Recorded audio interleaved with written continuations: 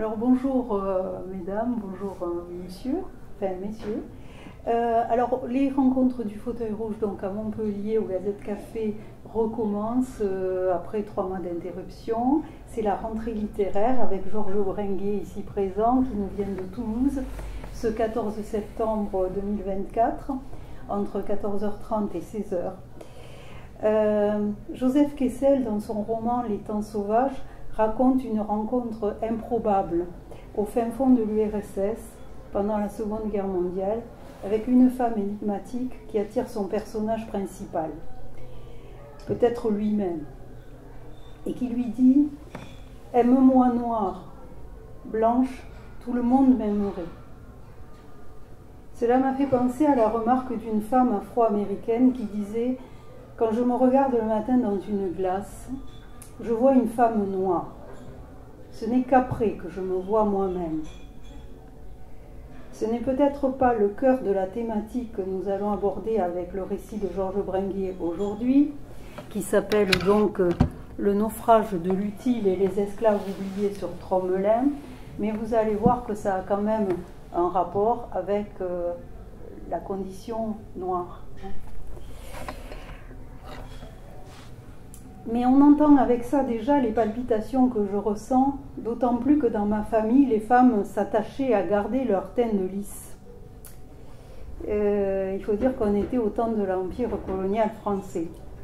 Seule ma mère, quand ce fut terminé, s'est autorisée à aller bronzer, peut-être dans le sillage légitimé de Joséphine Baker, à laquelle j'ai consacré les recherches pour une conférence que j'ai donnée d'ailleurs pour le 8 mars, c'est-à-dire la journée des droits internationaux de la femme. Ce qui nous rappelle avec cette première femme métissée et panthéonisée qu'en France on peut parler encore librement de la condition noire, de la négritude, au sens où l'entendait Aimé Césaire ou Frantz Fanon, alors qu'aux États-Unis il est encore difficile de trouver sa respiration. On l'a vu avec la fin tragique récemment de George Floyd. I can't breathe. Ça résonne encore dans nos oreilles comme quand on boit la tasse à plusieurs reprises dans l'eau froide d'un naufrage. Aujourd'hui, j'accueille un autre Georges, qui est un visage pâle, et il me paraît important de lui demander d'abord quelles ont été ses motivations, quel a été l'élément déclencheur pour écrire, démarrer cet ouvrage. Voilà, alors je montre l'ouvrage. Merci de m'accueillir donc pour la deuxième fois dans ce beau site et dans cette belle ville de Montpellier où naguère, avec un ami qui est dans la salle, nous batifolions, on va dire. Alors, ils n'ont pas fait que batifoler, ils ont fait des études brillantes quand même, preuve qu'on peut faire les deux. Oui, alors c'est tout simple. Alors que je visitais le musée du Pays Basque à Bayonne, je suis tombé sur une exposition. Je vais vous montrer cette exposition. C'était bon voilà, c'est peut-être la fiche de l'exposition. Alors c'est une exposition itinérante que j'ai revue aussi au musée de l'Homme. Et cette exposition était accompagnée d'une bande dessinée, peut-être voilà, connaissent, de Savoia, qui est un double récit. C'est le récit des esclaves oubliés sur l'île de Tromelin, mais également le récit des fouilles accomplies entre 2004 et 2012 à peu près. Voilà. Et donc je ne connaissais pas du tout Tromelin, je ne connaissais pas du tout cette histoire, et je suis tombé un peu à l'intéressement. Enfin, j'étais très intéressé par cette histoire. J'ai commencé d'abord à me procurer le livre savant publié au CNRS par Max Guérou, qui est celui qui est l'initiateur des fouilles. J'ai refait un peu le cheminement de Guérou, c'est-à-dire que j'ai retrouvé un peu tous les écrits d'époque de témoins qui avaient vécu le naufrage de l'Utile, et donc ce sont des écrits qu'on retrouve dans les archives, hein, l'archive de la marine de l'Orient, l'archive des armées à Paris, et ensuite pour ce qui concerne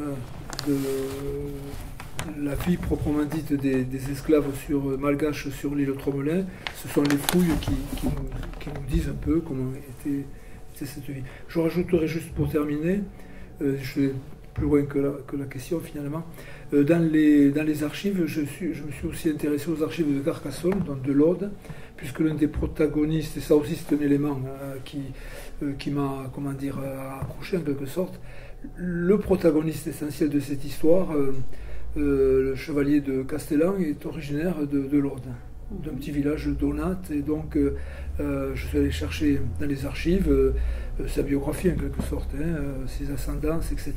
Voilà. Alors, en dehors de ta mémoire qui est immense, quelles ont été tes sources et tes influences pour réunir les éléments historiques nécessaires? Alors, les sources, tu viens déjà un petit peu de déborder, de nous en parler. Tes influences, c'est-à-dire au long de ta vie, qu'est-ce que c'est qui a pu à un moment ou à un autre te questionner justement sur l'esclavage, sur la condition noire? Est-ce qu'il y a des films? Est-ce qu'il y a des débats? Est-ce qu'il y a une actualité qui t'a interpellé? Pas nécessairement une actualité directe. De toute façon, la condition humaine en général m'intéresse, toute situation actuelle ou par le passé. Peut-être que ce qui m'a le plus motivé dans cette affaire, c'était de restituer la mémoire. Et il me semble que dans beaucoup de situations, notamment dans la question de l'esclavage, la mémoire est un peu passée sous... Beaucoup de choses sont passées sous silence, sont un peu tronquées, et je pense que la question de ce qu'ont vécu ces pauvres malgaches sur l'île de Tromelin méritait que ça fasse l'objet d'un récit et de rétablir un peu cette mémoire. C'est ce que fait Max Guérou quand il va faire des fouilles, c'est rechercher cette mémoire et remettre cette mémoire au jour en quelque sorte. Et disons que ce qui m'a intéressé, s'il y avait un élément déclencheur, outre la curiosité bien entendu, comme je viens de le dire, c'est peut-être l'idée qui est un peu une permanence quand même, c'est de rétablir une mémoire oubliée. Et sur la question de l'esclavage, je crois que c'est très, très important de rétablir cette mémoire. Alors, est-ce qu'il y a eu un ressenti à Madagascar? C'est-à-dire, à la parution de ton livre, est-ce qu'à Madagascar, il y a eu justement une réaction? Est-ce que des instances ont été intéressées par la parution de cet ouvrage? Alors, non, aucune. Enfin, je n'ai pas de retour. Je ne sais pas si le livre est allé jusqu'à Madagascar. Déjà, tu n'as pas eu de contact avec? Non, j'ai pas eu de contact. Même par les consuls? Non, j'ai pas. Bon, c'est vrai que je n'ai pas cherché non plus. Alors, ce serait plutôt la Réunion d'ailleurs.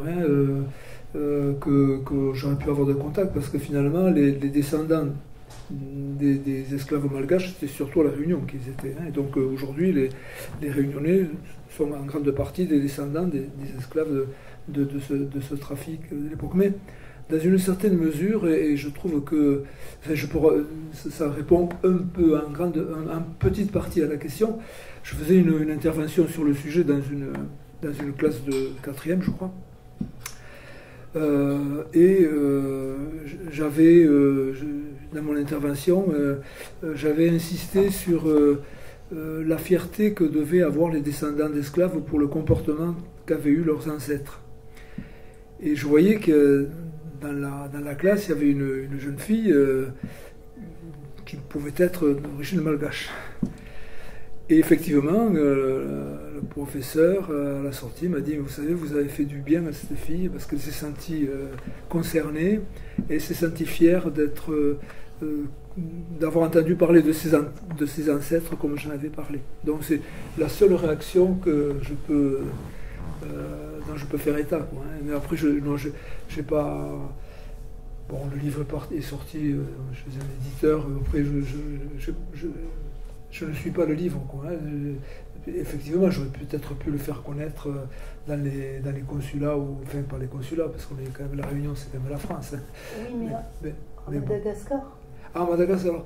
Il doit y avoir des librairies. Oui, bon, c'est vrai qu'il y a eu quand même.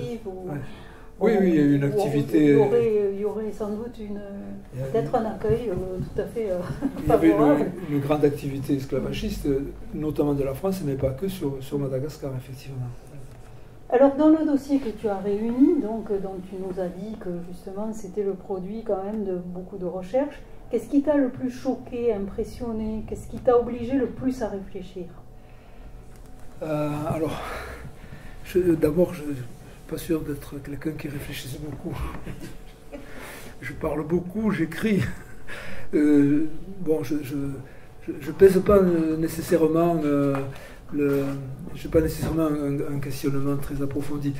Ce qui est certain, c'est cette condition d'esclave. Comment pouvait-on réduire une partie de l'humanité dans cet état d'esclavage, quoi. Et même si, il faut le resituer dans le contexte du temps, c'est insupportable. Enfin, les conditions, alors quand on travaille un peu sur les conditions de vie des esclaves, lors des traversées des océans, sur les bateaux négriers, etc., c'est quelque chose d'assez choquant, quoi. Enfin, même si c'était il y a 3 siècles, hein, enfin, ou 2 siècles, enfin, un siècle et demi. Et encore aujourd'hui. Et encore aujourd'hui, prétend-on, il y a encore une forme d'esclavage, hein, notamment certains pays d'Afrique comme le Mali, etc., où des migrants sont capturés, et soit rançonnés, soit vendus encore comme esclaves. L'esclavage contemporain, moderne, existe encore malheureusement. Le trafic d'enfants aussi et d'orphelins. Oui. De guerre. Alors, il s'agit donc d'un système pyramidal dans lequel 3 catégories d'agents commerciaux entrent en jeu. Tout en haut de la pyramide se situe le traitant européen qui possède le capital, constitué par des biens ou de l'argent, pacotille ou piastres.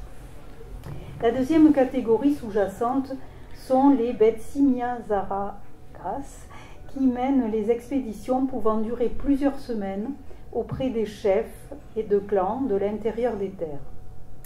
Ces derniers constituent la 3e catégorie qui se charge de l'enlèvement des malgaches pour en faire des esclaves. Entre les hautes terres et la côte, ce sont de longues journées de marche forcée. Quand les esclaves parviennent enfin sur la côte, leurs ennuis ne font que commencer. Ils seront rassemblés soit dans des baraques, soit directement sur les navires négriers, dans l'attente de rassembler la cargaison, ce qui peut prendre plusieurs semaines, voire plusieurs mois. Ces longues attentes sont dangereuses aussi bien pour les esclaves que pour les équipages, car elles augmentent les risques de maladie, de tentatives de suicide et de révolte. Après l'humiliation de l'examen par le chirurgien et du marquage, les esclaves sont entreposés, nus, pour des raisons de propreté et de santé, et entravés par les fers. La montée à bord se fait dans la violence. Les conditions de parquage dans les navires en attente de partance ne sont rien en comparaison de ce que les esclaves subissent pendant le voyage. Les traversées de l'Atlantique se font dans d'effroyables conditions physiques et psychologiques. Les esclaves terriens, pour la plupart, n'ont jamais vu la mer, ni de navire.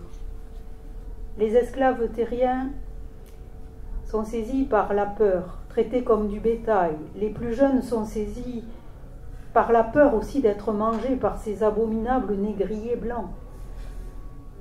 Dans la cale, les esclaves sont entassés les uns contre les autres, si serrés qu'ils peuvent à peine se retourner et respirer. Est-ce que l'écriture s'est invitée au fur et à mesure des informations acquises et digérées, ou est-ce qu'il t'a fallu avoir un regard d'ensemble pour commencer la rédaction? Alors oui, c'est une démarche d'écriture. Je crois que chacun et chacune a sa propre démarche. D'abord, je recueille bien sûr de l'information et je commence à rédiger quand même. J'ai toujours un plan en perspective. Je dis souvent que finalement, enfin, c'est un peu vaniteux ce que je raconte là, mais c'est comme un grand tableau et on esquisse les grands plans et puis ensuite on travaille touche par touche.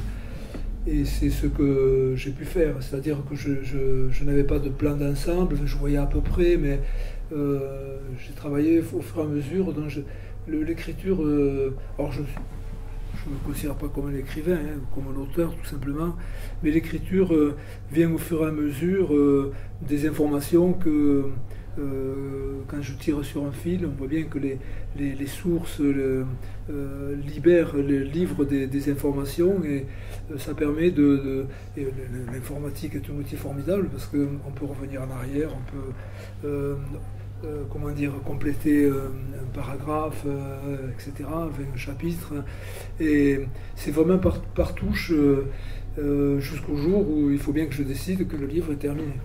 Parce qu'un livre n'est finalement jamais terminé, parce que si j'aurais pu certainement trouver d'autres sources et compléter, trouver d'autres informations.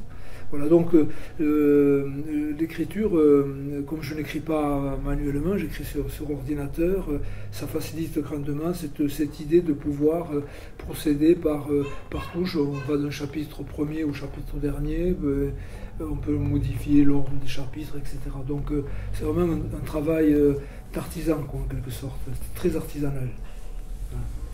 Alors, qu'est-ce qui résonne en toi de l'actualité de ces dernières années, fin XXe siècle, début XIXe siècle, quand tu écris ce livre? Qu'est-ce qu'il a invoqué, convoqué en toi, que ce soit sur le plan de la conscientisation ou en termes émotionnels? Bon, sur l'émotion, bien sûr, l'idée que les Occidentaux aient pu se livrer à l'esclavage et que finalement l'esclavage était accepté, hein, d'une certaine manière, hein. Et puis comment dire, l'idée aussi que l'esclavage contemporain, moderne, existe aussi dans certaines parties du monde. Et puis je crois aussi le nécessaire, ça commence à se faire, mais ça prend beaucoup de temps apparemment, cet effort de mémoire collective, comment dire, en rendant hommage à certains esclaves qui sont des figures de la libération de l'esclavage. Je pense à Toussaint Louverture, mais il y en a d'autres, bien entendu, et des musées de l'esclavage qui commencent à être envisagés, à ouvrir, ou des secteurs, je crois que c'est à Nantes, et le parti qui est consacré à l'esclavage. Voilà, je pense que c'est l'idée de mémoire me semble capitale. Voilà. Bon, alors je rappelle que l'esclavage commence avec l'Antiquité, hein, où de toute façon la différence justement entre le citoyen et l'esclave, c'est justement qu'il y en a un qui a la liberté alors que l'autre est privé de liberté. Ça continue pendant tout le Moyen-Âge. Et au moment des grandes découvertes, évidemment, ça ne va faire que s'accentuer. Donc, un esclavage tout à fait admis et commercial, une opération commerciale, hein, du XVIe jusqu'à la fin du XVIIIe siècle, début du XIXe siècle. Rappelons quand même que nous ne sommes pas les seuls à avoir eu des esclaves, hein, parce que sinon on pourrait penser qu'il n'y a qu'en France qu'on avait des esclaves, ou dans notre empire, ou dans notre colonie, et ensuite dans notre empire. Il y a eu les Espagnols pendant la conquête, évidemment, de l'Amérique latine, qui, après le génocide indien, se sont aperçus qu'il fallait faire venir justement l'Amérique latine pour travailler à la place des Indiens. Des Africains qu'il fallait évidemment acheter et transporter. Nous avons été aussi très influencés par le commerce de l'esclavage arabe aussi, parce que pendant très longtemps, les Arabes et les Africains du Nord ont fait le commerce des Africains du Sud, prétextant que parce qu'ils avaient une peau noire, c'était des sodomes. Ensuite, pendant longtemps, on a été aussi tout à fait sur le même niveau en termes d'organisation, d'équipement, de ports spécialisés avec l'Empire britannique, enfin le Royaume britannique d'abord, et puis après l'Empire britannique. Parce que l'empire colonial français et l'empire colonial britannique étaient toujours un peu en concurrence, hein, les uns ne voulant pas faire plus mal que les autres, sur le plan des affaires bien sûr.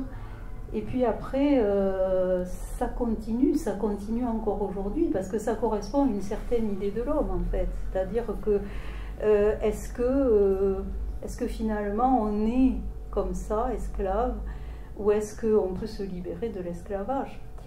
Et il s'avère que dans les années, au tout début des années 2000, j'ai rencontré un Touareg qui s'appelait Abdoulaye Cissé, que j'ai fait venir à Lunel, et qui est venu témoigner justement sur la vie des Touaregs, qu'à l'époque, on essayait justement de sortir du désert et de sédentariser.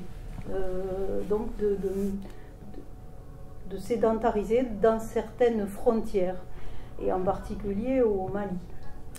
Et Abdoulaye Cissé, il était devenu directeur d'une agence d'import-export à Bamako, mais il restait un chef touareg dans le désert.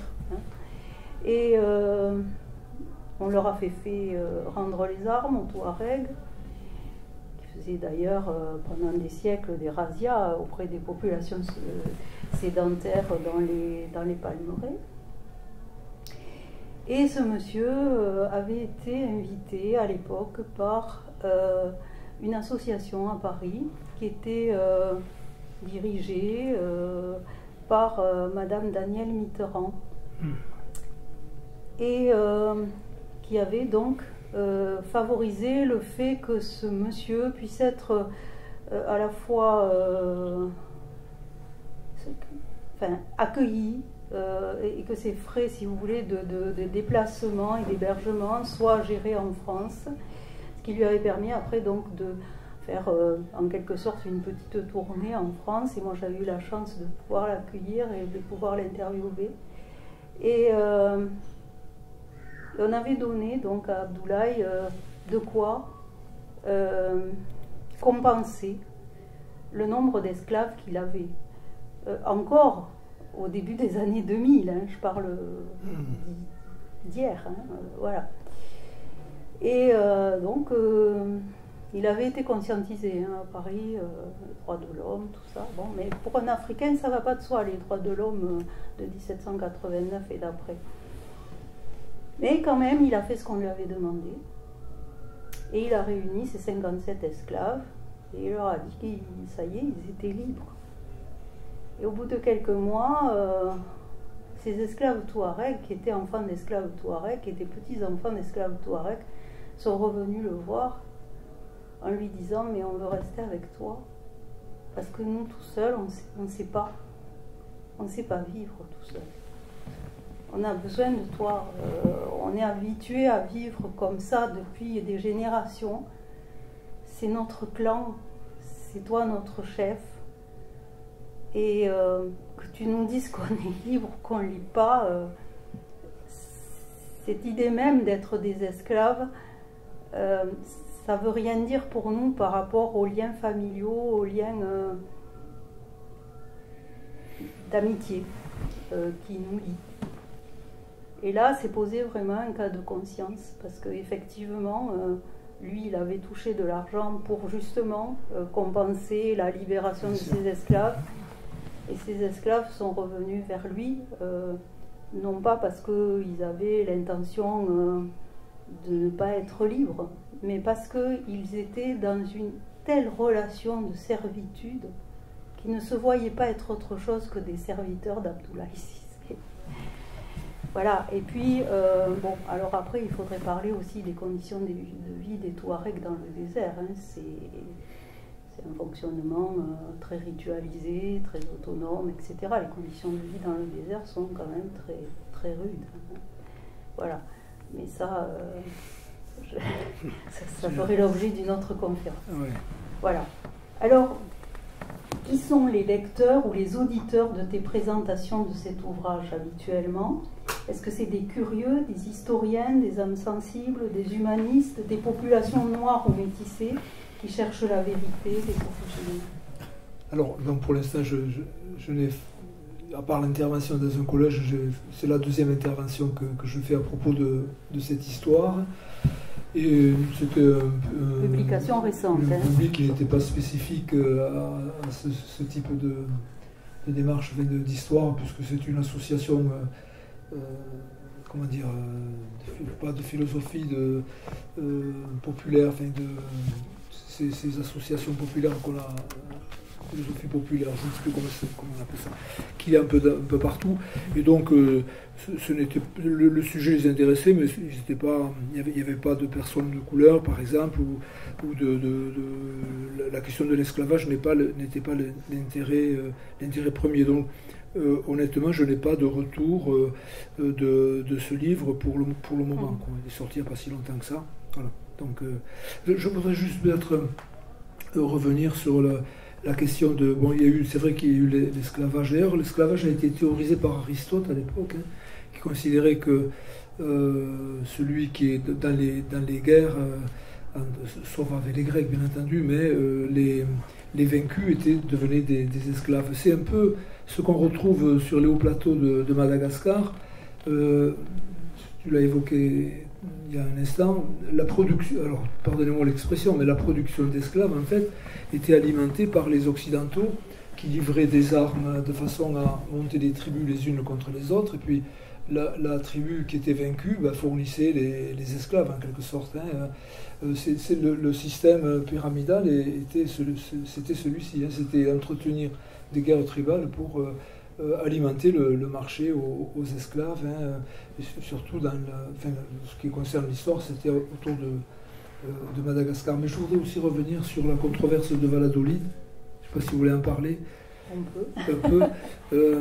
C'est vrai qu'après la conquête espagnole, hein, il fallait de la main-d'œuvre, en quelque sorte, la moins coûteuse possible, donc les esclaves pour travailler les champs, mais aussi les mines. Hein, et puis, c'était les Indiens qui étaient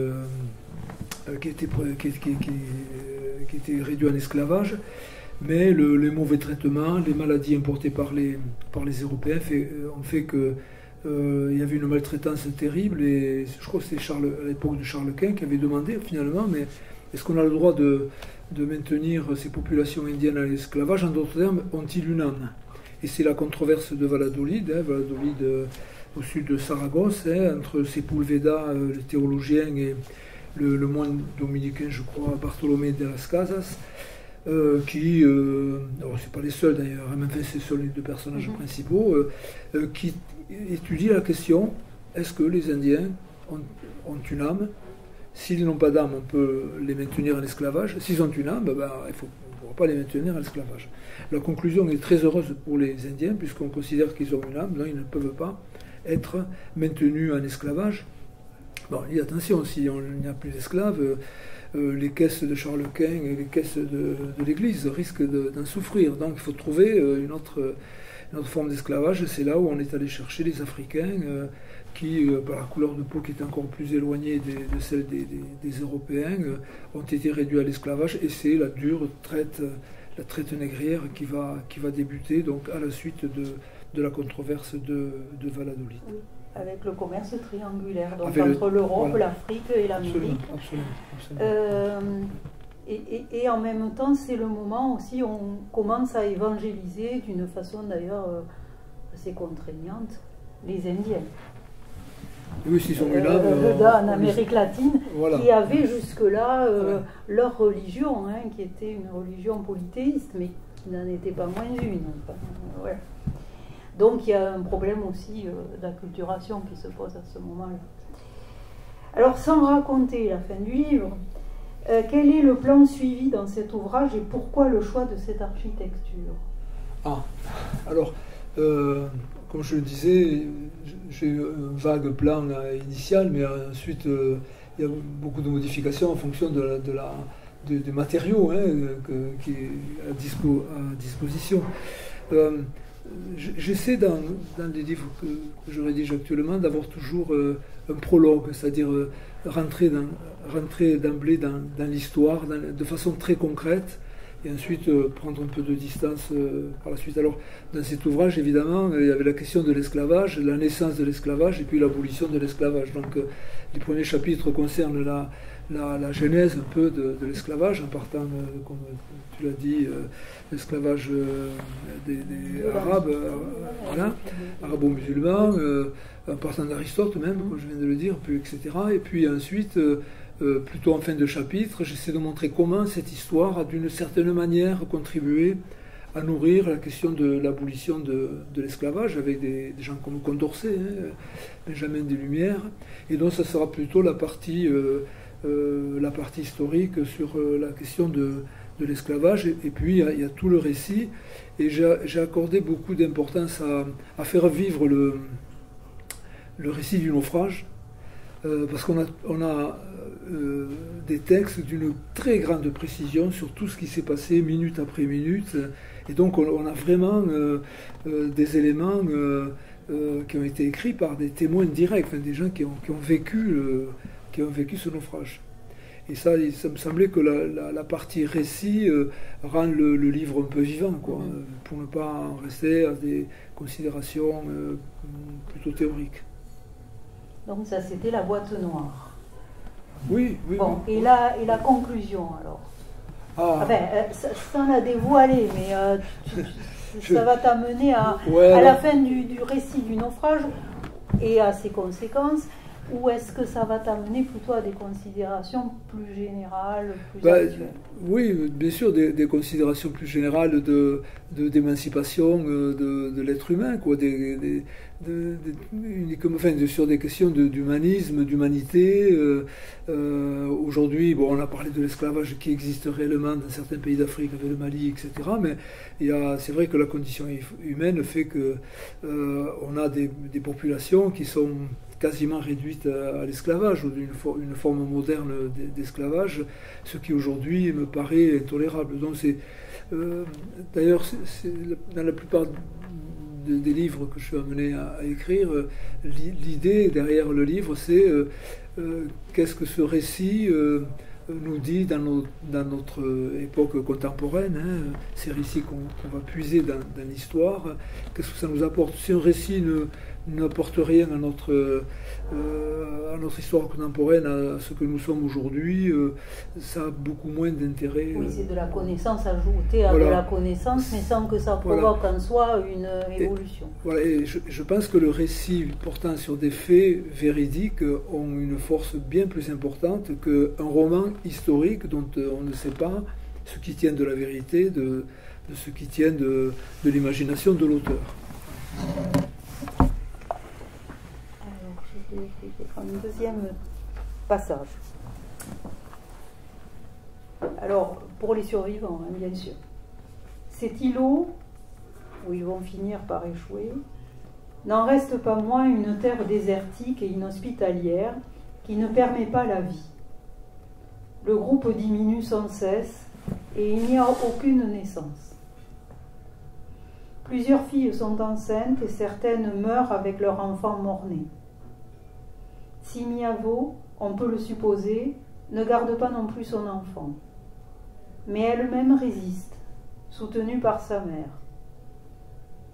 2 années se sont écoulées quand un groupe de rescapés décide de construire un radeau avec les restes de l'épave, des cordes et des voiles tissées avec des plumes. 18 hommes et femmes, les plus intrépides ou inconscients, s'y entassent.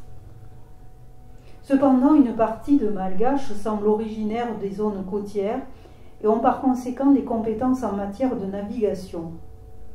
Ils ont déjà construit des catamarans et savent probablement que les vents et les courants marins devraient les pousser vers Madagascar.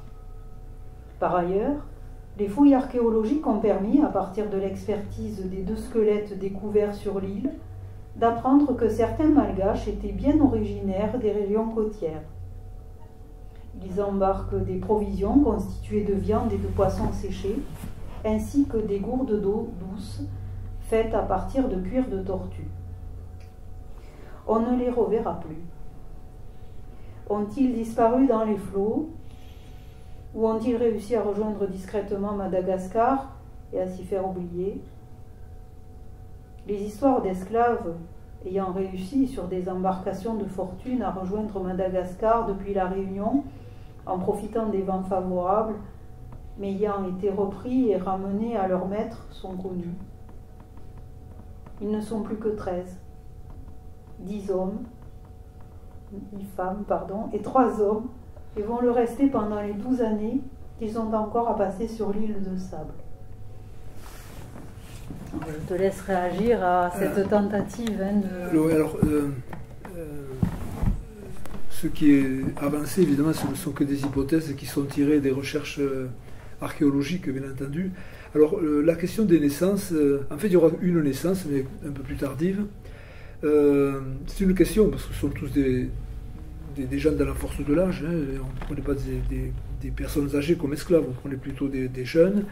Et donc, il y a probablement eu des naissances qui n'ont pas survécu. Alors, l'hypothèse du saturnisme est avancée, parce que les seuls récipients, enfin, parmi les récipients qu'ils utilisaient beaucoup plus que les autres, c'était des récipients en plomb, parce que le plomb est malléable, donc peut être réparé, etc. Donc, c'est l'hypothèse du saturnisme qui est le plus souvent avancée pour expliquer le fait qu'il n'y ait pas eu de naissance pendant ces 15 années.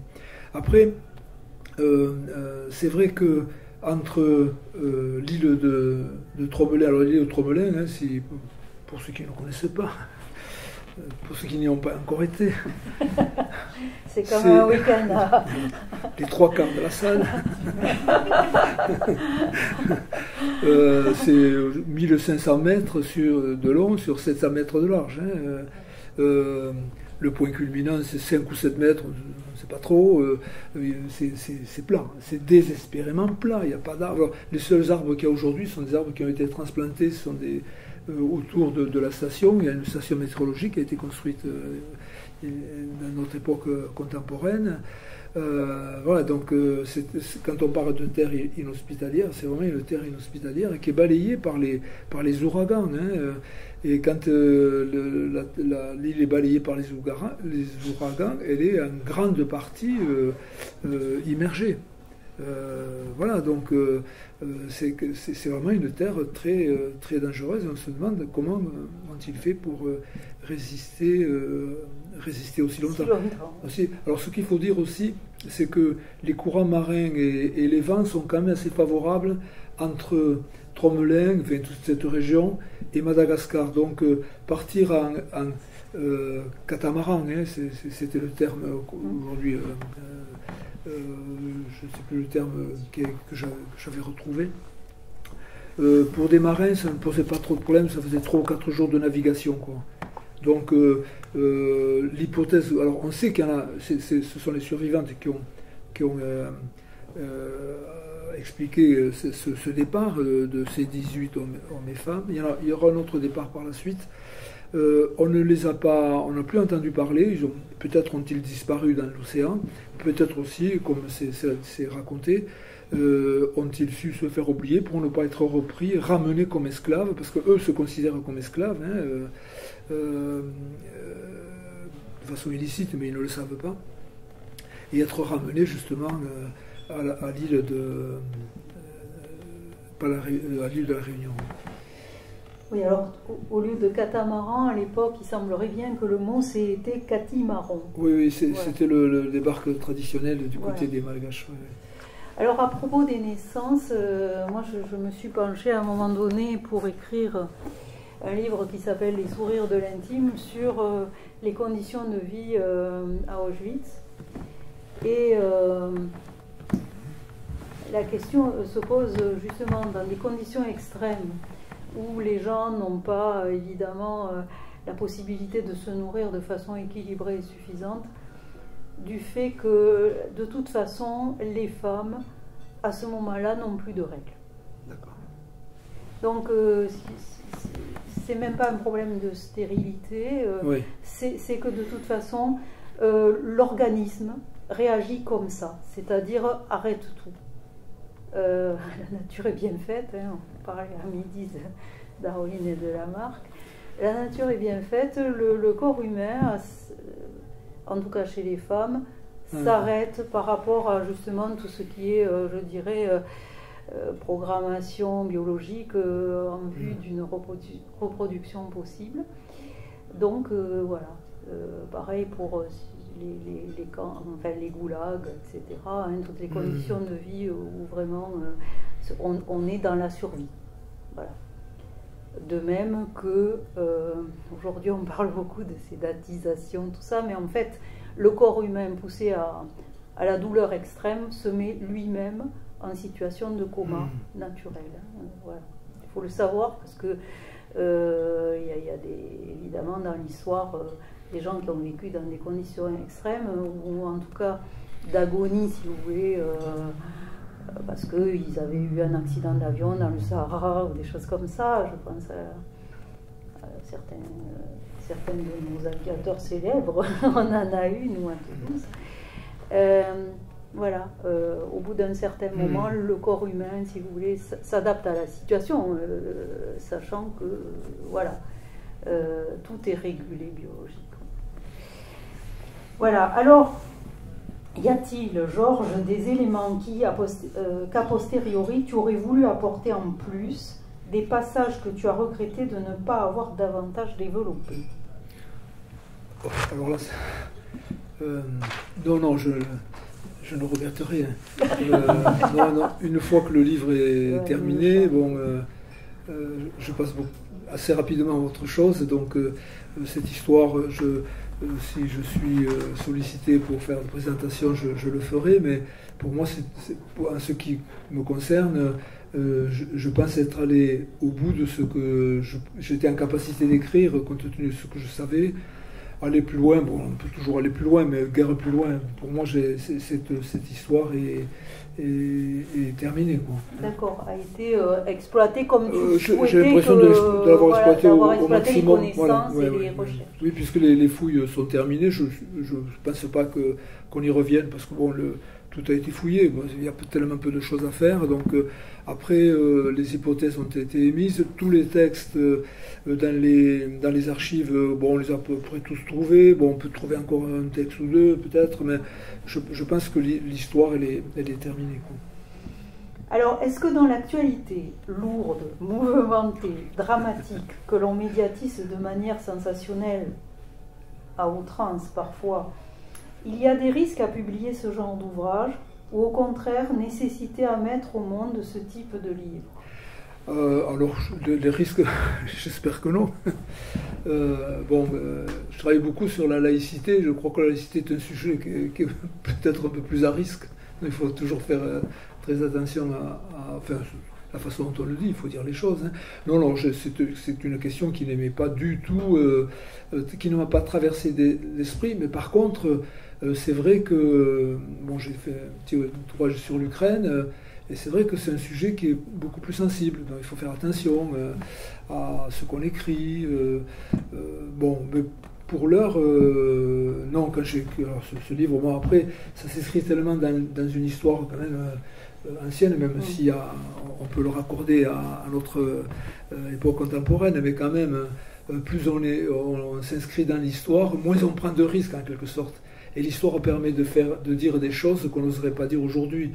Je pense à la laïcité, par exemple, quand on va chercher des récits historiques comme l'exécution du chevalier de la Barre, ça permet de dire des choses sur la liberté de penser, sur la liberté d'expression, etc., qu'on aurait plus de mal à dire aujourd'hui sur certains journaux satiriques, etc., etc. Donc, j'ai l'impression de pouvoir dire des choses qui me paraissent importantes, sujettes à polémique d'ailleurs, quelquefois, tout en me préservant des risques, parce que, puisant dans l'histoire, plus ou moins lointaine, ces récits qui peuvent paraître déconnectés du présent, alors qu'à mon avis, ils sont très, très connectés. Alors, peux-tu quand même nous dire ce qui te paraît le plus important à retenir du message que tu fais passer dans ce livre? Et est-ce que ce livre s'adresse à nos contemporains ou à ceux qui viendront après nous?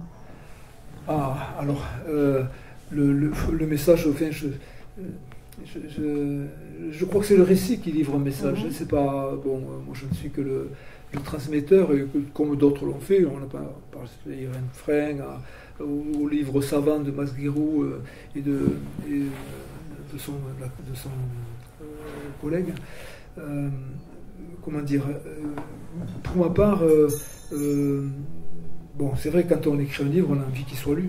Oui. On a envie de délivrer un message assez contemporain. Alors la pérennité de l'ouvrage, ça, je ne me fais pas trop d'illusions. Aujourd'hui, les ouvrages ont une vie relativement courte. Il faut qu'ils sont publiés, ils tiennent 15 jours sur les rayons de la FNAC à peu près. Ça va très très vite. Donc je ne sais pas. Alors je ne sais pas. Alors celui-là, je ne sais pas du tout quel va être l'impact, quelle va être la durée de vie. Il y a des fois des livres qui sont surprenants, enfin, ou des récits qui sont sans cesse remis sur le devant de la scène, enfin, pas de la scène, en toute modestie, comme par exemple Grothendieck ou Darwin, sont des livres récurrents qui sont réimprimés assez régulièrement. Celui-ci, je ne sais pas. Celui-ci, franchement, d'abord, je pense que, d'ailleurs, l'histoire de Tromelin est très peu connue, très très peu connue. C'est vrai, je ne suis pas sûr qu'il ait atteint vraiment un grand public, pour la bonne raison que c'est pas connu, et je ne suis pas sûr que l'esclavage attire soit un sujet des plus attrayants de façon générale, quoi.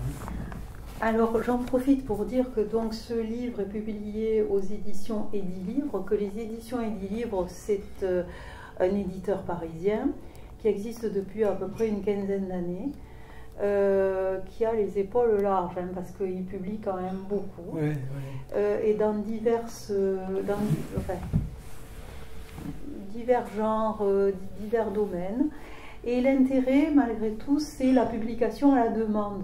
Ça veut dire que il n'y a pas un stock à écouler et après on ne publie plus jamais, ou que s'il y a quelque chose de vraiment très important sur le plan événementiel relatif à tel ou tel livre, là c'est vraiment une impression à la demande. Ça veut dire que si même dans 5 ans vous voulez ce livre, Le naufrage de l'utile et les esclaves oubliés sur Tromelin de Georges Bringuet, vous allez dans n'importe quelle librairie indépendante ou dans les chez les grands distributeurs comme Cultura, la FNAC, etc. Vous commandez ce livre, ça prendra un certain temps puisqu'il faut le publier à la demande, mais on vous le sortira. Et ça, c'est l'intérêt, justement, même sur un plan écologique, des livres qui sont parus avec un certain tirage, mais qui ensuite continuent d'être publiés à la demande. Oui, il y a certaines maisons d'édition, plus dans d'autres maisons d'édition, comme l'Harmattan, par exemple. L'Harmattan, pareil, ne publie qu'à la demande. Alors, les librairies n'aiment pas trop travailler avec ce type d'éditeurs parce qu'il faut un temps de réponse, un certain temps de réponse, mais c'est vrai qu'il n'y a pas de stock. Il n'y a pas de stock, alors que d'autres maisons d'édition, financièrement c'est plus intéressant de publier, d'éditer 1000 ou 2000 ouvrages. Évidemment, par rapport à un imprimeur, ça revient bien moins cher qu'à l'unité. Mais une fois qu'on a édité et écoulé les 1000 ou 200 ouvrages, les éditeurs hésitent à se relancer dans une édition de nouveau à 1000 ou 2000 dont on n'est pas trop sûr, on n'est pas sûr de les écouler. Alors que Edilivre, comme l'Harmattan, etc. Et certains éditeurs universitaires aussi. Oui, donc publient à la demande. À la demande, ce qui fait que le livre ne meurt jamais, mais bon, il peut tomber dans l'oubli. Mais enfin, il suffit que l'éditeur soit sollicité, se retourne vers son imprimeur avec qui il a un contrat, et il peut être édité à quelques exemplaires, ou peut-être même un exemplaire unique. Celui-là, ce serait plutôt quelques exemplaires. Et puis, ça évite à certains livres de passer au pilon. Parce qu'avec les gros tirages, sur 2000 livres, par exemple, on n'est pas sûr d'intéresser pendant 1 ou 2 mois tous les lecteurs sur Tromelin, quoi. Voilà. Alors, donc ça, il y avait ce risque aussi que peut-être il y ait 500 livres qui passent au pilon. Et donc, effectivement, aujourd'hui, sur le plan écologique, certains éditeurs se posent quand même des questions. L'intérêt de ce livre, c'est qu'il est intemporel, c'est-à-dire que l'histoire, elle ne va pas être modifiée, si on trouve d'autres éléments qui permettent de contredire ou de compléter, mais l'histoire, c'est le genre de livre qui ne doit pas bouger, quoi, qui peut être lu dans 10, 15 ans, 20 ans. Quoi. Bien sûr. C'est pour ça que je pensais tout à l'heure aux générations futures, parce que la question de la condition noire ou de l'esclavage, c'est une question de fond. Voilà. Alors, question difficile, je le sais, mais y a-t-il pour toi une morale de l'histoire, justement? Alors, et je dirais, quelle que soit ta réponse, quel est le rôle principal que tu as joué là-dedans? Alors, la morale, c'est très compliqué. Bon, la question de morale, pour moi, est une question très, très, très complexe. Sans tomber dans la morale, je ne suis pas un moralisateur, ça, c'est pas du tout mon état d'esprit. Le rôle que j'ai joué là-dedans, à part un rôle de chercheur et de transmetteur, on pourrait dire de mise à disposition d'un récit qui est... d'ailleurs, d'autres l'ont fait avant moi, je pense à la bande dessinée qui est très bien faite, qui explique d'un abord aussi simple et aussi efficace que le mien. Ce que j'ai voulu faire, c'est ne pas faire une bande dessinée, bien entendu, ne pas tomber dans le roman historique et m'extraire du livre savant, du livre scientifique qui existe, on peut lire au CNRS, qui est, comment dire, un peu ardu quoi, à la lecture, et j'ai voulu, tout en restant dans l'histoire, présenter un récit qui se lirait presque comme un roman, quoi. Mais ce n'est pas un roman. D'ailleurs, Eddie Livre voulait le classer dans les romans historiques. Je dis non, c'est pas un roman, c'est un récit historique. Il n'y a rien de roman là-dedans. Bon, il y a quelques extrapolations à partir des données dont on dispose. On pense que, par exemple, quand on dit que probablement il y avait des Malgaches qui avaient des compétences de marins, c'est effectivement parce qu'on a trouvé dans les squelettes qui restaient, des éléments d'iode certainement qui permettaient de penser qu'ils vivaient près des côtes. Donc, s'ils vivaient près des côtes, c'est qu'ils devaient avoir des compétences maritimes. Voilà, donc ce sont des extrapolations, mais c'est pas du roman. D'accord. Alors, donc, rôle de transmetteur, peut-être aussi d'éclaireur, quand même. Alors, non, je ne pense pas avoir cette prétention-là. Je me contenterai de transmetteur. Je suis issu d'un métier de la pédagogie, donc il y a deux choses, c'est transmettre et en quelque sorte, entre guillemets, bien sûr, vulgariser, c'est-à-dire mettre à portée. Alors là, c'est un récit, c'est pas très difficile, mais quand je travaille sur Grothendieck ou Darwin, par exemple, qui sont des scientifiques ou des mathématiciens d'un niveau dans les concepts scientifiques et mathématiques sont relativement élevés, faire cet effort de vulgarisation pour mettre à portée. Bon, là, c'est plus facile, pour l'esclavage, c'est pas... Bon, j'en profite pour dire que Georges Bringuet est inspecteur de l'éducation nationale honoraire dans les domaines scientifiques, auteur de biographies et d'essais, et donc, par conséquent... que tu as une formation scientifique quand même qui fait que justement sur certains sujets pointus, tu suis. Sur les mathématiques, non, parce que je suis un très mauvais étudiant. Je fréquentais plus les terrains de rugby avec Régis, mais lui il a réussi. Sur la question scientifique, j'ai fait un contre-pied puisque je me suis beaucoup intéressé à l'évolution des espèces de Darwin.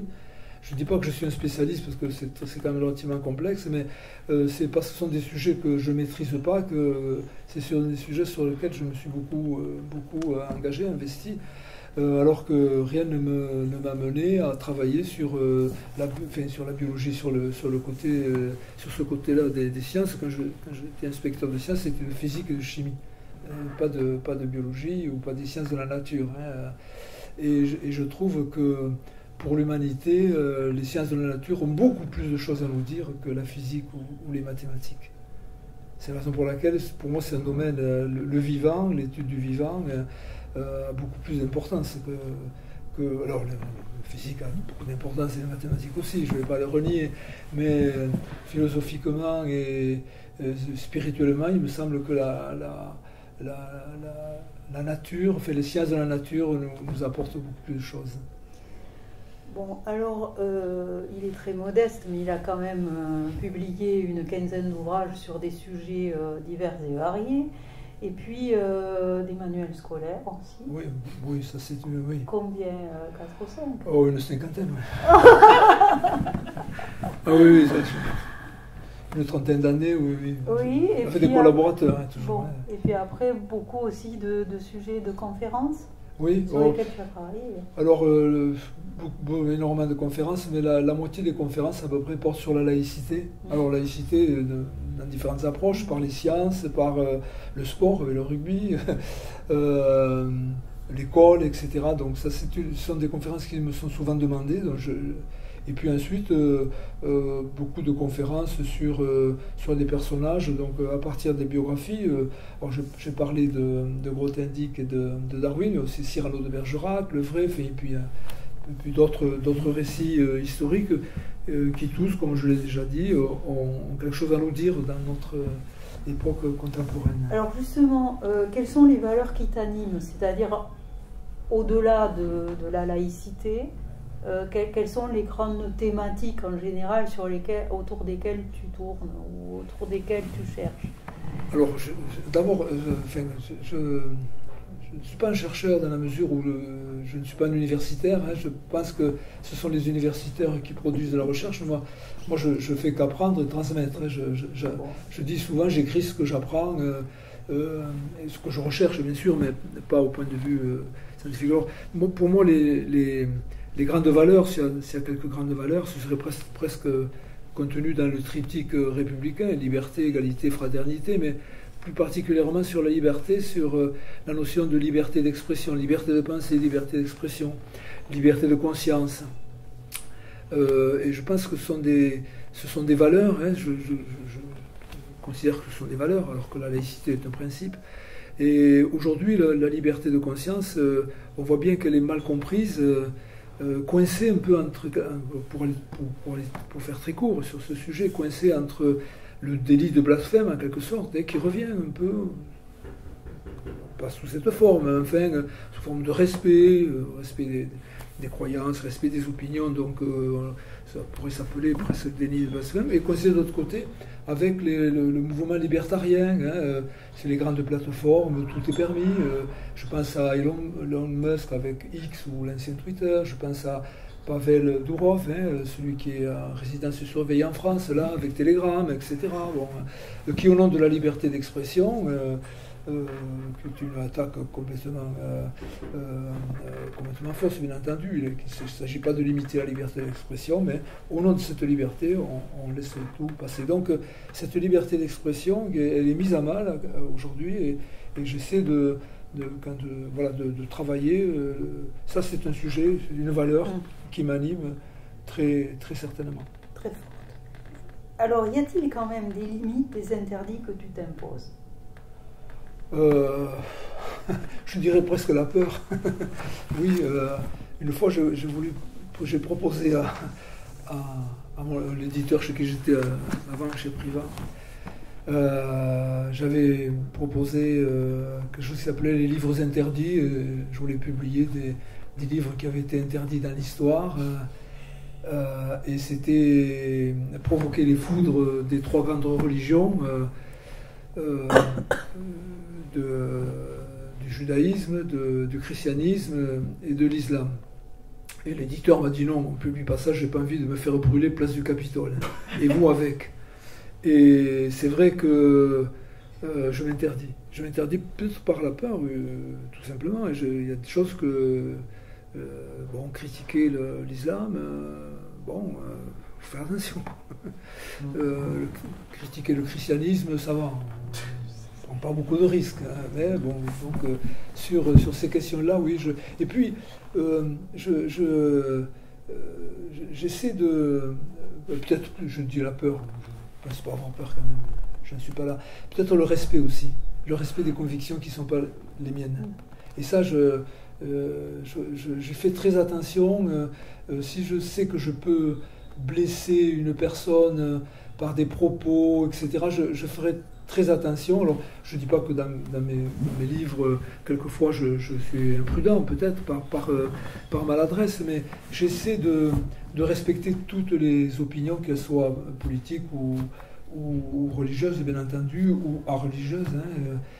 Ça, c'est quelque chose à laquelle je tiens, au nom de la laïcité, d'ailleurs, qui est pas là pour vilipender les religions. En revanche, comment dire, sur la liberté d'expression, je pense qu'elle a ses limites, bien entendu, on ne peut pas écrire n'importe quoi, mais si moi je m'interdis de moquer, je ne voudrais pas interdire que d'autres, notamment des organes comme des organes de presse, puissent moquer, critiquer, etc. Et souvent je cite la phrase de voltairienne, je ne suis pas d'accord avec ce que vous dites, mais je me battrai jusqu'à la mort pour que vous puissiez le dire. Voilà, ça c'est quelque chose qui me semble, comment dire... appartenir à des valeurs. Voilà, ça fondamentalement. Voilà, ça c'est des valeurs auxquelles je suis très attaché. Voilà, je suis presque militant. Quelles sont tes meilleures conditions pour écrire? Le matin, très tôt le matin. Voilà, très tôt. Bon, aujourd'hui je suis à la retraite, donc je fais la grasse matinée, mais quand je travaillais, je me levais à 4h du matin. Et d'emblée, j'allais sur l'ordinateur avec un café. Là, c'était pendant 3-4 heures un moment propice. Et puis le soir, j'avoue que dans la soirée, je n'arrive plus. Je me prends des notes, mais je n'écris pas. Mais vraiment le matin, oui, ça, je suis quelqu'un du matin. Alors, est-ce que c'est difficile? Je pense par exemple à ce qu'on appelle l'angoisse de la page blanche, même sur écran. Ou est-ce un contentement, une source qui s'écoule, un torrent, un ruisseau d'écriture? Donc, j'ai pas de contrat avec les éditeurs et donc je n'invente rien. Donc, je suppose qu'un romancier qui est en contrat avec un éditeur, il doit se réinventer, quoi. Et là, l'angoisse de la page blanche, on peut le comprendre. Alors moi, j'écris quand ça me va bien, j'écris pas toujours pour publier, j'ai des bouquins, des livres dans mon ordinateur qui seront jamais des livres parce que bon, c'est pas le moment de les publier. Cyrano de Bergerac, je l'ai publié 10 ans après l'avoir écrit, par exemple. Bon, je passais à autre chose. Donc, j'ai pas d'angoisse de page blanche parce que j'ai pas comme objectif de publier un livre. D'abord, le livre, je l'écris pour moi. Ensuite, je l'écris pour les autres. Et s'il est publié, en gros, c'est la cerise sur le gâteau. Je n'écris pas un livre pour qu'il soit publié. Une fois qu'il est terminé, on a envie de le publier, bien évidemment. Mais ce n'est pas mon ressort premier. Donc d'abord, tu te fais plaisir. Complètement. D'accord. Complètement. Dans la recherche et dans la construction, je vois quelque chose qui se construit au fur et à mesure. Je me dis peut-être que là, ces propos pourraient intéresser d'autres personnes que moi.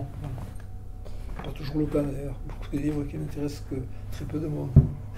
Alors quels sont tes projets pour les semaines ou les mois à venir et quels sont aussi tes événements, je veux dire tes prochaines rencontres avec le public? Alors les prochaines rencontres, je crois que c'est dans les PO, je vais parler de sport et laïcité, puis ensuite je crois que c'est Castelnaudary, je vais parler de l'Ukraine. Ensuite, je dois parler de Darwin, de l'humanisme. Le titre, c'est une question, le darwinisme est-il l'humanisme? Donc ça c'est... Voilà, puis ensuite... bon après je ne sais plus trop. Oui, je vais parler de Cyrano, le vrai Cyrano en Dordogne, mais je ne sais plus tellement où, je m'échappe. Voilà, bon, oui, alors donc voilà. Ça je dirais c'est ta programmation, ça, c'est ma programmation publique. Alors justement, pour savoir quand, où, tes coordonnées, comment on fait pour te joindre? C'est sur les médias, oui, ça, c'est les réseaux. Ouais, ça c'est alors ce sont les organisateurs qui se chargent de. Moi, je ne fais rien. D'accord. Je ne fais absolument rien. J'informe des amis, des gens, des connaissances dans les environs, mais bon, après, ce sont je vois dans les PO, c'est souvent publié dans les dépendants, donc. J'ai un ami qui venait de Narbonne, il s'appelle Francis Poudou, je le dis parce qu'il y a Régis et Brigitte qui le connaissent, qui en voyant l'article est venu. ça m'a surpris. Bon. D'autres, c'est des associations dont tous les membres sont informés. Bon. Voilà. Alors, qu'est-ce que procure justement ce sentiment d'abondance quand même? Parce que tu commences à avoir à ton actif beaucoup de publications, beaucoup de manifestations publiques, etc. Est-ce que justement, je dirais, c'est un risque de plus, une reconnaissance, un soulagement? Alors, dans la reconnaissance, non, puis c'est pas mon moteur, pas du tout. L'intérêt, c'est aussi d'avoir des sujets différents qui me permettent de m'échapper un peu d'un sujet sur un autre, tout en restant dans le, comme je peux le dire, dans l'idée d'apporter, de transmettre des valeurs. Il y a toujours quand même des valeurs d'une façon ou d'une autre, mais c'est de passer de façon sur des sujets d'un éclectisme qui me paraît être important quand même. Hein. Et j'avoue que, alors quelquefois, ça me perturbe, parce que je dis, qu'est-ce que je vais raconter aujourd'hui? Il ne faut pas que je me mélange quand même. Hein. Alors, il m'est arrivé de faire 3 conférences dans la journée. Par exemple, le 9 décembre, c'est période de la loi de 1905, j'avais beaucoup de sollicitations. Donc, j'en avais une en début d'après-midi, une en fin de journée, une le soir.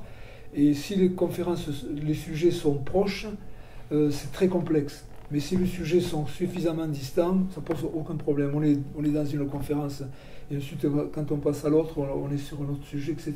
Et donc, alors maintenant, je refuse. Je l'ai fait une fois ou deux, l'histoire des 3 conférences. Maintenant, même 2, si c'est proche, géographiquement, je le fais. C'est surtout le 9 décembre, parce que le 9 décembre, c'est là où je suis le plus sollicité. Mais voilà, c'est cet éclectisme et le fait d'avoir cette liberté de changer de terrain de jeu, quoi, en quelque sorte. Et ça, c'est un plaisir, un grand plaisir. Alors, j'allais te dire, qu'est-ce que c'est pour toi le succès?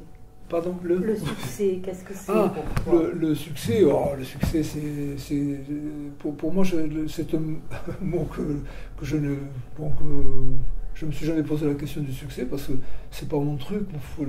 Je crois que ce qui est important, c'est pas la personne, c'est ce qu'on dit, c'est ce qu'on raconte, c'est les thématiques, les valeurs.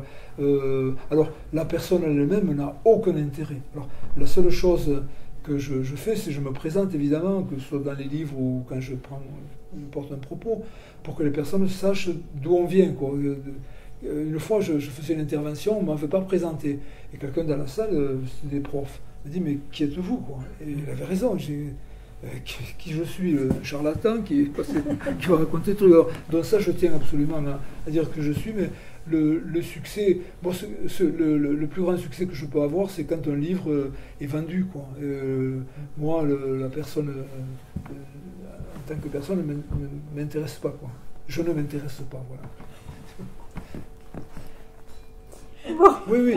Alors, je dis ça parce que j'avais écrit un bouquin sur Grothendieck, ça fait la 5e fois qu'il est publié. Et Grothendieck, c'est un gars, un mathématicien, peu importe, qui est tombé dans la méditation, et il a écrit sur lui.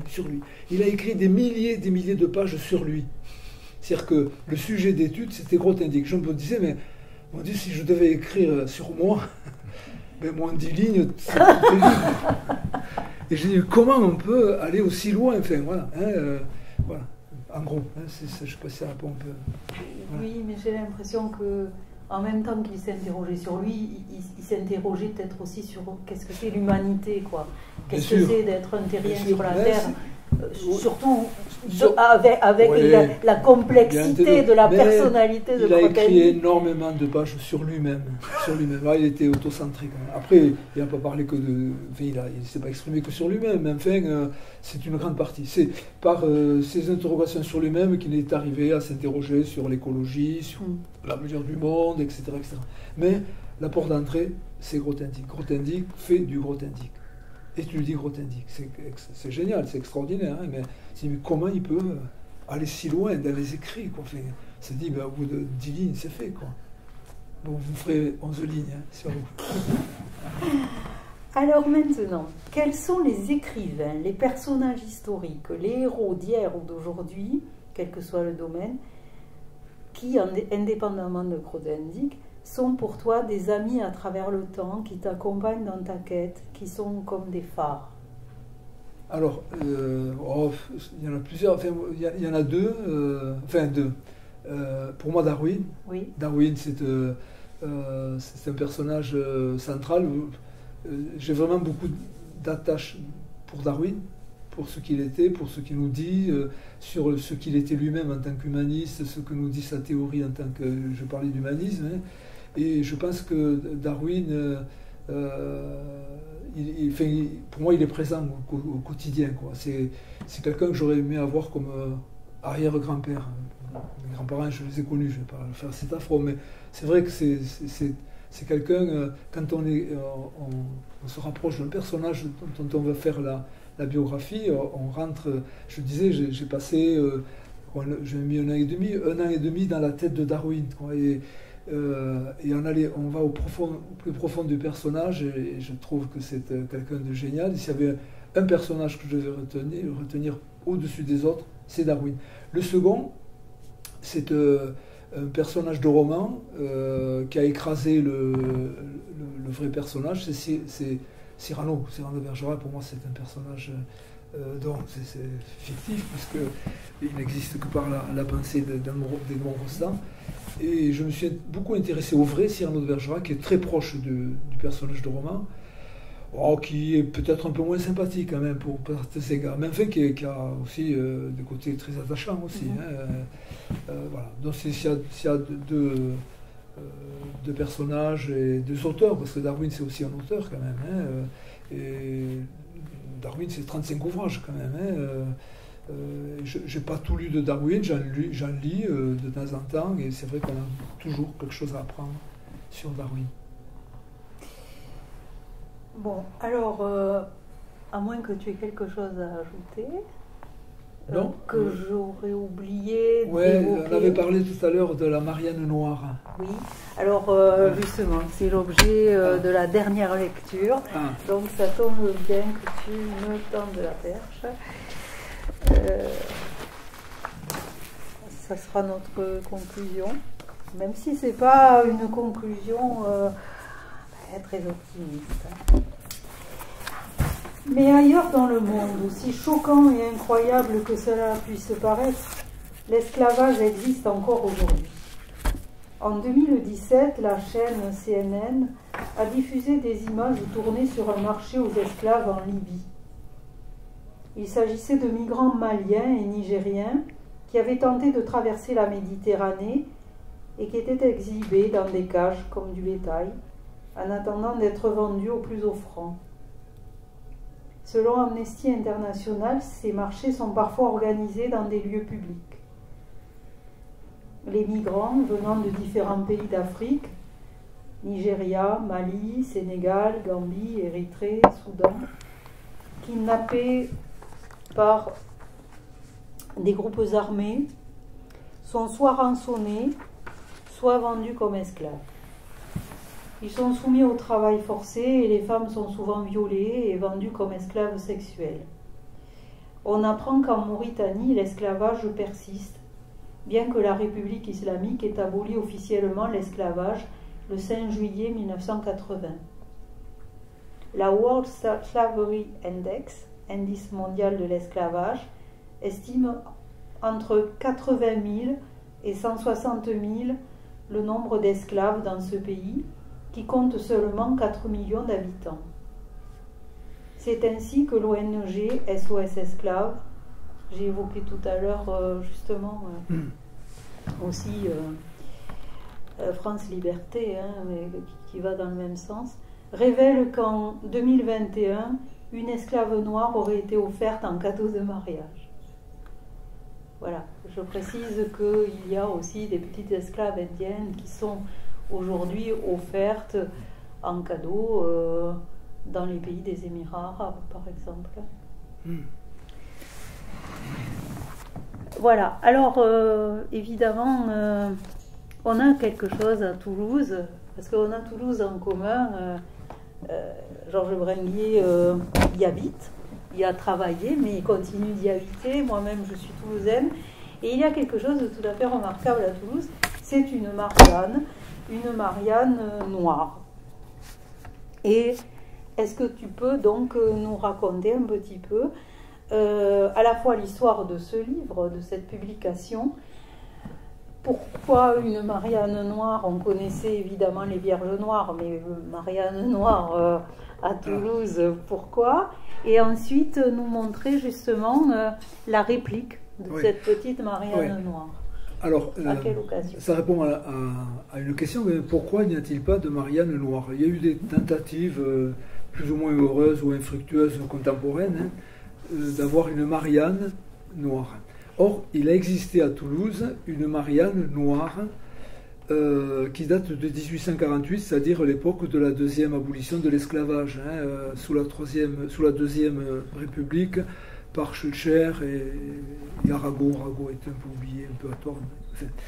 Et en 1848 est fabriquée à Toulouse par des francs-maçons du Grand Orient de France une Marianne, alors qui est une Marianne énorme, le buste doit mesurer 1,20 m, qui porte des symboles maçonniques, et puis symbole le bonnet phrygien, et elle est de type négroïde, de type noir. D'accord? Et cette Marianne, elle porte d'ailleurs, alors j'ai une réplique faite avec le système qu'on appelle ça 3 dimensions, l'imprimante 3D. Voilà. Je peux vous le faire passer. Et elle a sur le plexus une balle. On a essayé de la tuer virtuellement. C'était sous l'occupation. Voilà. Et cette Marianne était dans le musée départemental de la résistance et de la déportation de Toulouse. Qui dit départemental veut dire qu'il appartient au conseil départemental. Et dans le cadre d'une rénovation, on a sorti cette Marianne, et puis des historiens se sont penchés sur cette histoire, etc. Ça en est venu au président du conseil départemental qui a dit, d'abord ils ont fait quelques répliques, donc grandeur nature, une réplique d'ailleurs d'une taille plus modeste mais en bronze a été offerte à l'Élysée, donc au président de la République. D'autres sont offertes à la Guadeloupe, à la Martinique, dans des musées de l'esclavage. Elle a fait son chemin. Et j'ai été sollicité, je ne connaissais pas du tout cette histoire, j'ai été sollicité pour écrire le livre. Donc il y a 4 noms qui figurent, les autres sont des noms qui ont été initiateurs de cette histoire de Marianne, qui ont ressorti de l'oubli cette histoire et qui surtout m'ont alimenté par des textes, des contenus historiques pour retracer un peu l'histoire de cette Marianne. L'auteur du livre, donc, c'est bien Georges Bray. Voilà, mais j'ai voulu que les 3 autres noms figurent parce que je trouvais que c'était une aventure collaborative. Il y a eu des émissions d'ailleurs sur France Culture qui m'ont fait bondir, je le disais, parce que dans l'émission, l'animateur qui m'avait interviewé aussi, j'étais à Paris et puis à Toulouse, s'était trompé, avait donné comme nom de l'auteur. Oui, je pensais que c'était un travail, en fait, et ça, je n'avais pas trop accepté. D'équipe, qu'il y avait eu une équipe de rédaction, voilà, alors qu'en réalité, l'auteur, c'est toi. Oui, voilà, mais c'était une commande. Voilà, mais ça, c'est, les autres sont des médiateurs, donc, des collaborateurs. Voilà, et cette Marianne, quand elle a été offerte, alors, je ne sais plus si à la Guadeloupe, moi j'ai dit faites attention, actuellement beaucoup de statues comme Schulcher sont dégradées. Il n'est pas dit que venant de la métropole par les Occidentaux que les populations acceptent cette Marianne. Et je crois qu'il faut mettre l'accent sur quelque chose qu'on ne dit pas assez, c'est que, alors je crois que je l'avais écrit quelque part, cette Marianne elle a beaucoup de force, et elle a les yeux d'ailleurs qui sont faits, on disait ça, les yeux sont creusés, on a l'impression qu'elle suit du regard la personne elle est assez impressionnante, surtout qu'elle est mise en hauteur. Je disais, cette force qui émane d'elle, c'est la partie de la force des esclaves qui se sont libérés eux-mêmes. Et ça, je trouve que dans la mémoire, justement, on n'en tient pas assez compte. on considère que c'est la Troisième République, la Deuxième République avec Arago et Schœlcher qui ont libéré les esclaves, donc ça a été une tolérance des Occidentaux, des Blancs en quelque sorte, alors que les mouvements marrons, qu'on appelle, la résistance des esclaves, aurait fait que tôt ou tard ils se seraient libérés. Et je trouve que dans la mémoire, cette partie n'est pas assez présente. Je dis, il ne faut pas détruire Schœlcher, mais à côté de Schœlcher, il faut d'autres statuts. Des statuts de personnes, notamment des femmes qui sont très présentes dans l'histoire de la libération des esclaves, que ce soit dans toutes les colonies françaises à l'époque. Hein, et je trouve que cette Marianne, elle porte plein de symboles, évidemment, hein, mais ce qui me semble à mettre en évidence, en exergue, c'est cette force qui est la force qui leur appartient, quoi, dans leur propre libération. Alors le plexus, c'est parce que pendant l'occupation, sous le régime de Vichy, comme ça a été fait sous le régime fasciste et puis sous le régime nazi, la franc-maçonnerie était un mouvement, une secte interdite, et dont les locaux des francs-maçons étaient dévastés. Les miliciens qui ont vu cette Marianne l'ont jetée à terre, ils l'ont dégradée d'ailleurs, et ils ont tiré une balle dans le plexus. Et on a encore le trou, là, vous le voyez, le trou de la balle, parce que donc elle a été, ce jour-là, les miliciens ont abattu la République, les Africains ou les Africaines et la franc-maçonnerie. Donc ils ont fait d'une balle 3 coups. Voilà, je trouve cette histoire assez rocambolesque. C'est pas que pittoresque, c'est symbolique. C'est très symbolique, ouais, très symbolique. Ouais. Voilà. Voilà. Alors au-delà, je dirais, de la condition des esclaves, ça résonne en moi ce que tu es en train de dire, parce que souvent, quand je racontais des choses tragiques à mes élèves, mais qui quand même font partie de l'histoire, donc on ne peut pas mettre entre parenthèses certaines situations qui sont détestables en termes d'humanité.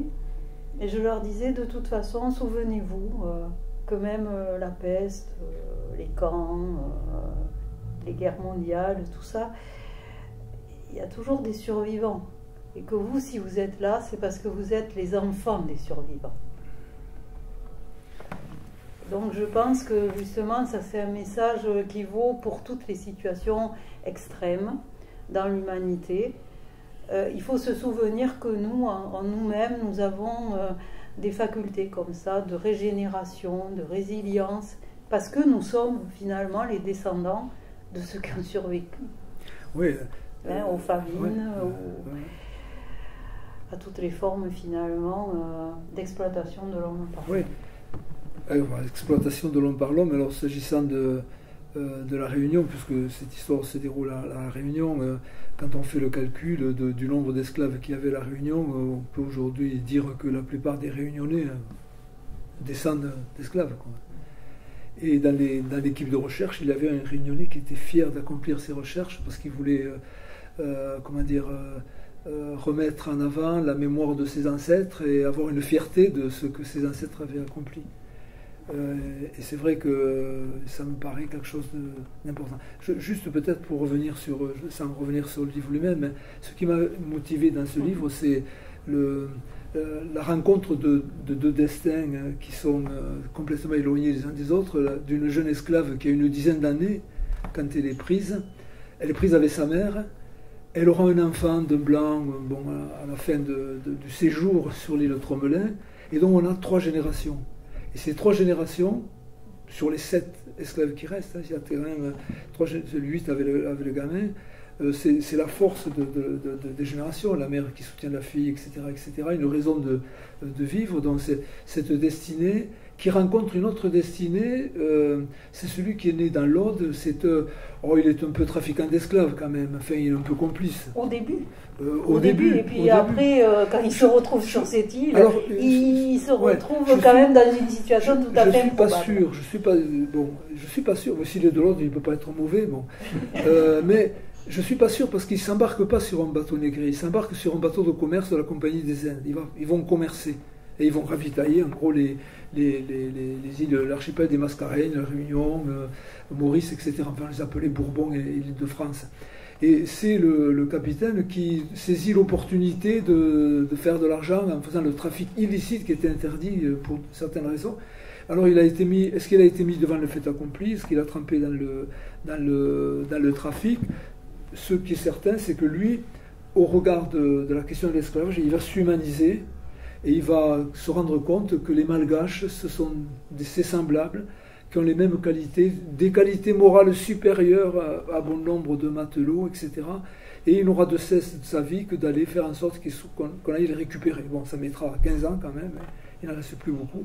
Et je trouve que cette rencontre, cette force de vie qui émane de cette fille qui s'appelle Tsimiavu, qui sera baptisée après, Ève, on la baptisera, et de ce gars qui est plutôt esclavagiste, j'en sais rien, mais enfin, qui est issu de cette société, voilà, qui est de couleur blanche, et il accompagnait des aides, faisait voilà. le trafic d'esclaves, ça c'est clair, sa richesse tient aussi de ça, pas que de ça bien sûr, mais en grande partie, et il s'est humanisé jusqu'à considérer que ces gens qui étaient différents de lui, qui étaient considérés comme des esclaves, valaient bon nombre de ses compatriotes, blancs. Je trouve que c'est la destinée de, si je devais te dire quelque chose, qui sont étrangement éloignés les unes des autres, qui sont rencontrés pendant un temps sur l'île Tromelin. Rencontre improbable, vraiment, c'est rencontre le destin improbable. Alors, de mettre en relation ces deux êtres. Forcément, alors... Qui n'avaient rien en commun en apparence. Et puis après, ils vont cheminer ensemble, ils vont évoluer ensemble, et l'un va révéler à l'autre probablement des prises de conscience ou des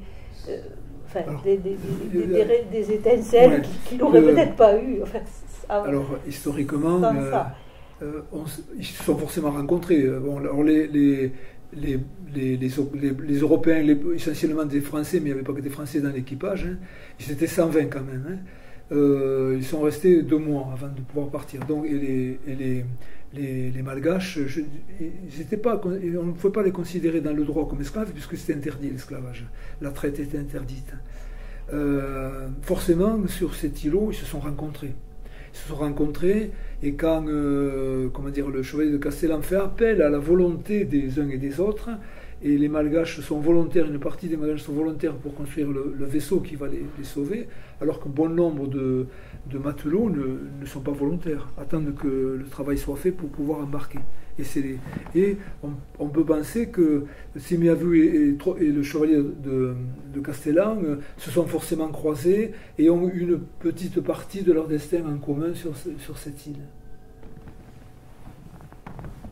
Alors, je vais vous inviter maintenant à la dédicace de Georges Bringuier, si vous souhaitez donc vous procurer le livre, à moins que vous l'ayez déjà. Mais de toute façon, après, il peut quand même dédicacer. Je vous remercie beaucoup pour votre attention, pour la qualité d'écoute. Je voudrais vous laisser la parole dans le cas où l'un ou l'autre d'entre vous voudrait poser une question par rapport à tout ce qui a pu être dit, à moins qu'on ait déjà balisé pas mal le sujet. Vous apportez un témoignage. Moi, je voudrais savoir, quand vous désirez écrire en fait comme ça des romans, des récits ou des manuels scolaires dans votre prime jeunesse, est-ce que vous avez une boutique d'idées dans votre tête, c'est-à-dire que vous en avez vraiment à foison et il vous faut presque un bloc-notes pour tous les mettre, ou vous les avez au compte-gouttes quand vous décidez en fait de vous dire voilà, je me prends ce temps-là et j'essaie d'en noter quelques-unes? Alors, de manière générale, si un sujet m'intéresse, je prends des notes. Pour moi, ça me permet de comprendre le sujet, de savoir, connaître l'histoire, comment le sujet. Et c'est quand ces notes commencent à devenir structurées et suffisamment riches, en quelque sorte, que l'idée de livre peut venir dans mon esprit, mais ça ne surgit pas. Je dis pas, je vais faire un livre sur l'île Tromelin. Au départ, je me suis intéressé, j'ai pris des notes. Et après, je commence à me dire, mais tiens, il y a peut-être quelque chose à faire, mais ça vient beaucoup plus tard. Beaucoup plus tard. Il y a certains livres qui résultent de conférences. Par exemple, le petit livre que j'ai écrit sur l'Ukraine, parce que j'ai donné depuis mars 2022 des conférences sur l'Ukraine, et puis ça devient un livre sur le rugby et laïcité. Je donne les conférences, ça devient ensuite un livre. Voilà, c'est pas net. Alors il y a quelques livres, comme celui-ci qui est une commande, ou comme Grothendieck qui était aussi une commande, et quelques livres qui sont des commandes. L'éditeur me demande d'écrire sur tel sujet, donc là vraiment, l'idée de livre, elle est initiale, voilà. Mais sinon, la plupart du temps, c'est avant tout des notes, et dans mon ordinateur, j'ai plein de notes qui pourraient être un jour des bouquins ou pas, j'en sais rien, mais ça deviendra un livre. C'est pas mon premier déclencheur. C'est l'intérêt personnel, puis le plaisir d'écrire, pas de construire des phrases, parce que j'ai pas de démarche littéraire à proprement parler, mais d'organiser, de construire un peu une argumentation, quoi, et qui soit logique, très logique. Voilà. Oui, je voulais te demander, est-ce que lorsque tu as été à Bayonne, que tu as vu l'exposition sur les esclaves de Tremblay, est-ce que c'est l'émotion qui t'a guidé ou la curiosité d'abord l'émotion. Quel élément déclencheur qui t'a fait que il faut que disons que l'émotion, moi quand je lis ce récit, des personnes, des êtres humains qui ont été oubliés pendant 15 ans, qui sont 160 au départ, donc 80 meurent noyés, 80 ensuite prennent pied, mais la plupart meurent de soif, etc., maltraités. Je dis, mais comment... Sur une île inhospitalière, sur une île où il y a rien, Madame l'a vu. C'est vraiment plat. Hein, j'ai montré une photo, là, j'ai des photos, c'est... Ouais, c'est marrant. Et c'est comment ont-ils pu survivre? Ça, c'est l'émotion. Et la curiosité, bien entendu. Mais dans un premier temps, j'ai acheté le livre parce que je voulais savoir. C'est l'histoire de ces hommes et de ces femmes qui m'a vraiment percuté, quoi. Oui, une histoire humaine, et en même temps, je dis, ils nous délivrent un sacré message, quoi, un message de vie, quoi, alors que la vie, il n'y a pas de vie là-bas, enfin. Il n'y a rien, quoi. Il n'y a rien. Alors si, il y a des tortues qui pondent des œufs, il y a des oiseaux qui ne connaissent pas la prédation, donc la nourriture est en abondance. Alors, pas très variée, mais en abondance. Hein. Ils ne sont pas morts de faim, hein. Il n'y a pas de problème. Une île pour Darwin. Pardon? Une île pour Darwin. Une île pour Darwin? Oui, parce qu'il peut étudier l'évolution de certaines espèces. Il n'y a pas beaucoup d'espèces quand même. Enfin, il aurait pu l'étudier. Ça aurait été un territoire d'exploration pour lui. Oui. Alors, il est passé au sud. Hein. Il est passé à l'île Maurice. Il s'est arrêté à l'île Maurice. Hein. Il n'était pas très loin, Darwin. Mais Tromelin, personne... c'est une île qu'on ne voit pas, enfin, sauf quand on est... vous l'avez vu du ciel. Hein. Mais les bateaux ne la voient pas. On identifie sa présence, on suppose sa présence par les oiseaux. Les oiseaux terrestres, quand on voit des oiseaux dessous, il peut y avoir peut-être une île, mais avec les vagues, etc., les bateaux ne la voient pas. Donc c'est une île qu'on appelait l'île du diable, parce qu'elle faisait peur, quoi. Et puis, elle n'était pas identifiée, donc on la cherchait, on ne la trouvait pas, quoi. Oui, donc même pour secourir des gens sur cette île-là, déjà, par principe, c'est difficile. C'est très difficile, très difficile. Quand bien même on en a l'intention. D'ailleurs, il y a eu une première tentative qui a échoué.